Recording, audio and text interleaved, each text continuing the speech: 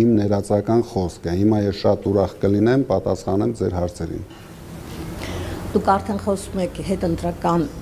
զարգացումներից եւ ձեր անելիքներից, բայց կարծում եմ, որ ճիշտ քայլեր անելու համար նախ պետք է հասկանանք այսօրվա պատճառը, հա, մոտավորապես, ասենց ասեմ, հասարակության մի մեծ հատված, մեծ ակնկալիքներ ունեին այս ընտրություններից, հա, մարդիկ սպասում էին, որ ընտրություններով կլուծվի հարցը եւ կունենանք իշխանափոխություն։ Իհարկե բոլորս էլ գիտեինք եւ այդ մարդիկ էլ գիտեին, որ ոմն մեկը հեշտությամբ չի հանձնելու իշխանությունը, ամեն ինչ անելու է այն պահելու համար եւ պարզեր, որ ընտրություններով խաղաղ հեռանալու ճանապարհը շատ փոքր հավանականություն ունի։ Բայց այնուամենայնիվ եղավ այն ինչ եղավ, մարդիկ սպասում էին, որ ընտրություններով հնարավոր կլինի ճանապարհել։ Չստացվեց։ Ըստ էության մարդկանց գիտակցության մեջ մեղվել է, որ դուք պարտվել եք։ Մենք պարտվել ենք։ Այս թևը, այս մտածողությունը պարտվել է երկրում։ Ես իհարկե մի քիչ այդպես այդ կարծիքը չեմ կիսում, կարծում եմ, որ շատ բավականին լուրջ հաջողություն է ունեցել ընդդիմությունը, բայց այնուամենայնիվ փաստն այն է, որ մնաց իշխանությունը իր դիրքերում։ Կուզեի, որ խոսեիք այդ պարտության պատճառների մասին, հա, ինչու պարտվեցիք, ի վերջո մարդիկ մեծ հույսեր էին կապել հենց ձեր ուժի հետ, ոչ միայն ընդհանուր ընդդիմության, այլ նաև հատկապես ձեր հետ։ Եվ մասնավորապես անդրադառնալով ձեր անցած օրվա մի քանի օր առաջ դուք հարցազրույց էիք տվել լրագրողներին, ասել էիք, որ հաղթել են ադրբեջանցիները, թուրքերը, ամերիկացիները եւ անգամ ռուսները, պարտվել է հայ ժողովուրդը, հա։ Այդ արտահայտությունը բավականին մեծ արձագանք գտավ, կուզեի մի քիչ մանրամասնեիք, մասնավորապես ռուսների պարտվելու պահը։ Նայեք, մենք չենք պարտվել։ Եթե այդ հարցազրույցը դուք նայել եք, ես ասել եմ, որ մենք չենք հաղթել, բայց Փաշինյանն էլ չի հաղթել։ Իրոք դա այդպես է, որ դուք պատկերացնեք, ես ուզում եմ ձեր հարցին մի քիչ երկար պատասխանեմ։ Գոյություն ունի երկու Փաշինյան։ Մի Փաշինյանը դա մարդ է, չնայած շատ վատ մարդ է, բայց մարդ է։ Թույլ, վախկոտ, ստախոս, ագա մարդ է։ Այդ բազայի վրա դրսի ուժերը, երևի հասկանում եք հայտնի երկրների ուժերը, կառուցել են մեխանիզմ։ Նորից դա կոչվում է Փաշինյան, բայց դա արդեն մեխանիզմ է։ Այդ մեխանիզմը ծառայում է Հայաստանը եւ հայ ժողովրդին ծնկի բերելու համար։ Եվ ամենավտանգավորը, որ շատ երկրներ ուշադիր նայում են այդ մեխանիզմի գործունեությանը, նույնիսկ կարելի ասել հավանություն են տալիս այդ երկրների գործունեությանը, չհասկանալով, որ այդ մեխանիզմը բերելու է առաջի քրիստոնեական պետության վախճանին։ Քանի որ մեր հարևան երկրները խաղաղության քողի տակ պարտադրում են մեր պետության ոչնչացման ծրագիրը։ Մենք պայքարում ենք այդ մեխանիզմի դեմ, որովհետև բացարձակ իմաստ չկա պայքարել Փաշինյան մարդու դեմ։ Այս մարդու վախը բռնել են, 3 անգամ պարտության մատնելով, ինքը արդեն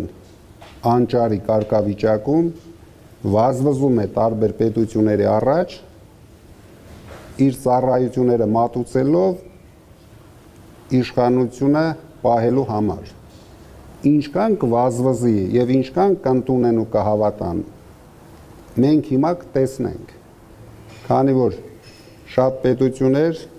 հավանություն տվեցին, շնորհավորեցին։ Դուք գիտեք, Ռուսաստանը հավանություն չի տվել, դեռ սպասում է։ Ինչի համար ես ասեցի Ռուսաստանն էլ հաղթել։ Որովհետև Ռուսաստանը մինչև հիմա մեզ վերաբերվում էր որպես դաշնակից պետություն։ Եվ համբերությամբ նայում էր մեր արած բոլոր հակառուսական փոքր քայլերին։ Այս ընտրություններով Ռուսաստանը ստացավ հնարավորություն իր ուժը ցույց տալու։ Եվ մենք արդեն տեսնում ենք, որ այդ process-ը սկսել է։ Մենք չպետք է թույլ տայինք Հայաստանը դարձնեինք հակառուսական կենտրոն։ Ինքը եվրոպացիներին կարողացավ վաճառել հակառուսականությունը։ Ես չեմ հավատում, որ եվրոպական մի երկիր կամ մի եվրոպական արժեքների մեջ ինքը տեղավորվում է, բայց ինքը հասկանալով ստեղծված իրավիճակը Ռուսաստանի եւ այդ պետությունների միջև կարողացավ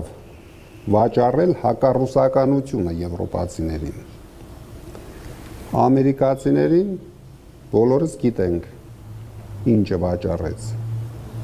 Բացեց Սյունիքի դարպասը։ Բոլորս լսում ենք Ադրբեջանի ղեկավարության հայտարարությունները, բոլորս հասկանում ենք, որ դա ընդամենը միջանցք է Ադրբեջանից Ադրբեջան տեղափոխվելու համար։ Բայց քանի որ դա ստորագրվել է Ամերիկայի նախագահի ներկայությամբ, իրենք ստիպված լռում են այս ապօրինությունների մասին, ինչը որ շատ վտանգավոր է, որովհետև մենք գիտենք, որ Ամերիկայի պետության բարձրագույն արժեքները դա ժողովրդավարությունն է։ Եվրոպայում վերջին տարիներին մենք տեսնում ենք, որ դրան ինչ-որ տարբեր ձևերով են նայում, բայց ամենայն դեպս Ամերիկայում ընդգծված ժողովրդավարություն կա։ Դրա համար ես ասեցի, մենք հրավիրելու ենք դեսպաներին, հրավիրելու ենք իրենց կառույցներին եւ բացատրենք ինչ է կատարվում Հայաստանում։ Ինչ վերաբերվում է Ռուսաստանին, այդ համախմբված ընդդիմության խորհուրդը դիմելու ենք Ռուսաստանին, որպեսզի մենք կարողանանք կանգնեցնել այս process-ը, որը Փաշինյանի հետ բացարձակ կապ չունի։ Սա վերաբերվում է հայ ժողովրդին։ Այս սահմաններ փակելը, այս գյուղմտերքների ներմուծման արգելքներ դնելը, մեր աշխատողների, Հայաստանից գնացած աշխատողների խնդիրները Ռուսաստանում առաջացած, հայ բիզնեսմենների խնդիրները, որ ամեն օր առաջանում են Ռուսաստանում, դա պետք է մեկ օր շուտ կանգնեցնել։ Քանի որ ես վստահ եմ, այս իշխանությունը ոչ ցանկություն ունի, ոչ հնարավորություն ունի դա կանգնեցնելու, մենք այդ նախաձեռնությունը վերցնելու ենք մեր վրա եւ փորձելու ենք ամեն ինչ անենք, հասկացնենք Ռուսաստանի իշխանություններին, որ այդ քայլերով դժվում է հայ ժողովուրդը եւ հայ բիզնեսմենը։ Պարոն Կարապետյան, շնորհակալություն հնարավորության